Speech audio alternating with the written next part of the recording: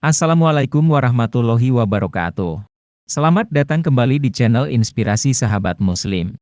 Jangan lupa like, subscribe dan share dan klik tombol lonceng agar mendapatkan notifikasi video inspiratif sahabat Muslim lainnya.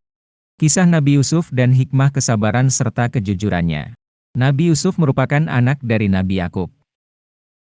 Ia adalah anak paling bungsu di antara semua saudara-saudaranya yang berjumlah 11 orang. Suatu ketika, Nabi Yusuf mengalami sebuah mimpi di mana dalam mimpi tersebut ia melihat 11 bintang, matahari, dan bulan. Semuanya tunduk dan bersujud kepada dirinya. Pasca mengalami mimpi yang tak biasa itu, ia pun segera menceritakan kepada ayahnya, Nabi Yakub. Mendengar apa yang diceritakan oleh anak bungsunya, Nabi Yakub pun merasa yakin jika mimpi itu sebenarnya adalah pertanda dari Allah Azza wa Jalla jika kelak Yusuf akan diangkat menjadi seorang nabi. Maka Nabi Yakub pun melarang Yusuf untuk menceritakan mimpinya kepada saudara-saudaranya. Khawatir jika saudaranya akan mencelakai Nabi Yusuf. Saudara-saudara Nabi Yusuf sangat membenci Nabi Yusuf. Mereka merasa iri karena sang ayah lebih sayang kepada Nabi Yusuf daripada 11 saudaranya yang lain. Kecemburuan yang dirasakan saudara-saudaranya itu pun kian hari makin membesar. Sehingga suatu ketika mereka semua merencanakan suatu perbuatan tercela untuk mencelakakan Nabi Yusuf. Pada suatu hari, saudara-saudara Nabi Yusuf mengajaknya untuk bermain. Semula Nabi Yakub enggan memberi izin. Namun karena terus didesak, akhirnya ia memperbolehkan. Sesampainya mereka di suatu tempat, saudara-saudara Nabi Yusuf langsung melemparkannya ke dalam sebuah sumur. Sebelum itu, mereka melepas pakaian Nabi Yusuf dan melumuri bajunya dengan darah hewan. Saat kembali ke rumah, saudara-saudara Nabi Yusuf mengarang cerita bahwa Nabi Yusuf telah dimakan oleh serigala sambil menunjukkan pakaiannya yang penuh darah. Mendengar hal tersebut, Nabi Yakub merasa sangat sedih. Ia terus menangis hingga membuat matanya buta.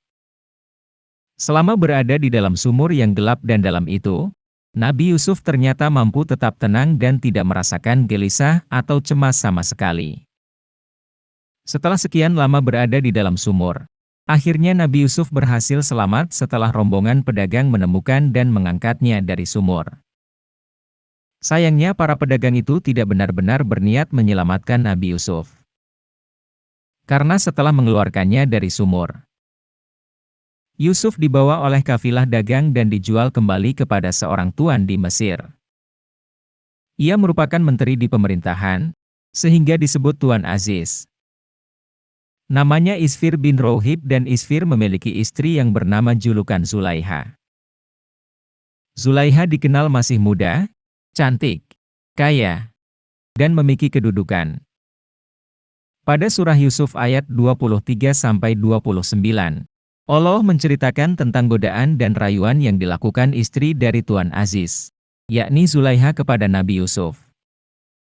Ia meminta Yusuf untuk melakukan hal-hal yang tidak pantas, yakni berzina. Zulaiha melakukan hal itu karena Yusuf adalah seorang pemuda yang sangat rupawan. Nabi Yusuf pun menolak karena keimanannya kepada Allah. Ia juga menghormati kedudukan suaminya. Ketika Zulaiha gagal merayu Yusuf, muncul rasa dendam dalam dirinya. Saat dia melihat suaminya di dekat pintu akan masuk ke rumah, dia pun berbohong dengan balik menuduh Yusuflah yang hendak berbuat hina. Nabi Yusuf membela diri dan mengatakan bahwa itu adalah kebohongan. Tuan Aziz pun memutuskan dengan petunjuk-petunjuk yang ada. Bila baju yang dikenakan Yusuf sobek dari depan, Zulaiha yang benar. Dan jika sobek dari belakang, Yusuf yang benar. Karena menurut Tuan Aziz, orang yang berbuat hina kepada perempuan akan tampak bekas perlawanan dan hujaman perempuan itu dari arah depan. Sementara orang yang lari dari perempuan akan tampak bekas tarikan dan pegangan perempuan itu dari arah belakang. Yusuf pun terbebas dari tuduhan dan berbalik kepada Zulaiha. Nabi Yusuf memerintahkan untuk merahasiakan kejadian tersebut dan menyuruh Zulaiha untuk memohon ampunan atas segala dosanya. Namun, Kejadian tentang istri Al-Aziz dan pelayannya tersebut tersebar ke kota. Para wanita banyak mencela Zulaiha atas perbuatannya. Akhirnya Zulaiha mengundang para perempuan untuk jamuan makan. Pada saat jamuan, mereka memakan makanan yang harus dipotong dengan pisau. Dan mereka pun telah siap dengan pisau-pisaunya. Saat itu istri Al-Aziz menyuruh Yusuf untuk keluar menemui mereka. Seketika mereka silau dan terpesona akan ketampanannya. Dan tanpa sadar memotong tangan mereka sendiri seraya berkata, "Maha sempurna Allah, ini bukanlah manusia. Ini benar-benar malaikat yang mulia." Para wanita memaklumi Zulaiha, lalu mengancam Yusuf akan dipenjara bila tidak memenuhi keinginannya. Tersebarlah berita tersebut ke semua orang. Dan Tuan Aziz pun memutuskan untuk memasukkan Yusuf ke dalam penjara agar nama baik istrinya terjaga. Suatu hari, Raja Mesir mendapatkan mimpi yang aneh. Mimpi tersebut sudah ditanyakan kepada para pembesar kerajaan. Namun tak satu pun dari mereka yang mampu mengartikannya. Sampai akhirnya, sang raja mendapat kabar dari salah satu pembantu kerajaan bahwa Nabi Yusuf dapat menafsirkan mimpi. Sang raja pun memerintahkan pengawal untuk mengeluarkan Nabi Yusuf dari penjara. Nabi Yusuf pun akhirnya berkenan untuk menafsirkan mimpi sang raja. Mendengar tafsir mimpi yang disampaikan oleh Nabi Yusuf, sang raja pun tertarik dengannya. Ia kemudian dibebaskan dari penjara dan mendapatkan kepercayaan yang besar dari raja hingga membuatnya diangkat menjadi seorang menteri yang mengurus keuangan kerajaan. Dengan kemahiran Nabi Yusuf dalam menafsirkan mimpi dan mengelola keuangan, para penduduk Mesir pun perlahan merasakan jika Nabi Yusuf ternyata mampu membuat mereka melewati masa-masa krisis yang saat itu melanda Mesir. Ditambah lagi, kemampuan Nabi Yusuf membuat kehidupan mereka semakin membaik semenjak Nabi Yusuf menjadi menteri. Saat Nabi Yusuf menjabat sebagai menteri di wilayah Mesir, saudara-saudara Nabi Yusuf ternyata datang meminta bantuan ke Mesir karena mereka menjadi korban krisis paceklik yang terjadi. Peristiwa inilah yang mempertemukan kembali Nabi Yusuf dengan saudara-saudaranya.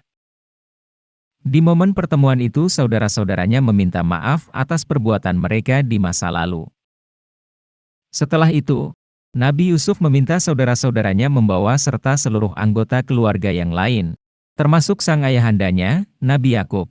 Kemudian Nabi Yusuf bermaksud mengajak seluruh keluarganya untuk tinggal bersamanya agar terhindar dari musim paceklik yang mengancam. Saat itulah Nabi Yusuf akhirnya berjumpa kembali dengan sang ayah, Nabi Yakub. Pertemuan mereka berdua diabadikan di dalam Al-Quran, tepatnya di surat Yusuf ayat 99-100.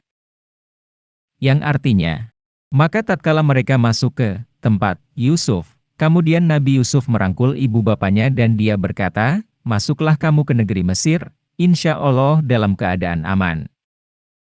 Dan ia menaikkan kedua ibu bapanya ke atas singgasana. Dan mereka, semuanya, merebahkan diri seraya sujud kepada Yusuf. Dan lantas Yusuf berkata, "Wahai ayahku, inilah tabir mimpiku yang dahulu itu. Sesungguhnya Tuhanku telah menjadikannya suatu kenyataan. Dan sesungguhnya Tuhanku telah berbuat baik kepadaku, ketika Dia membebaskan aku dari rumah penjara dan ketika membawa kamu dari dusun padang pasir. Setelah syaitan merusakkan hubungan antaraku dan saudara-saudaraku. Sesungguhnya Tuhanku maha lembut terhadap apa yang Dia kehendaki. Sesungguhnya Dialah yang maha mengetahui lagi maha bijaksana." Demikianlah kisah Nabi Yusuf yang mengungkap mengenai perjuangannya melewati berbagai kesulitan dalam hidup. Mulai dari dikhianati saudara-saudaranya, difitnah oleh seorang perempuan, hingga akhirnya mampu mendapatkan kehidupan yang layak dan berkumpul kembali bersama ayah dan semua saudaranya. Apa yang terdapat dalam kisah Nabi Yusuf itu mengajarkan kita untuk jangan pernah berputus asa dari pertolongan Allah Azza wa Jalla. Selain itu, kejujuran dan prinsip yang dipegang pada akhirnya akan membawa kita menjadi manusia dengan derajat yang tinggi. Wallahu a'lam bishawab. Demikian sepenggal kisah Nabi Yusuf alaihi salam. Jangan lupa like, subscribe dan share dan klik tombol lonceng agar mendapatkan notifikasi video inspiratif sahabat muslim lainnya. Sampai ketemu di video kisah nyata dan inspirasi lainnya. Wassalamualaikum warahmatullahi wabarakatuh.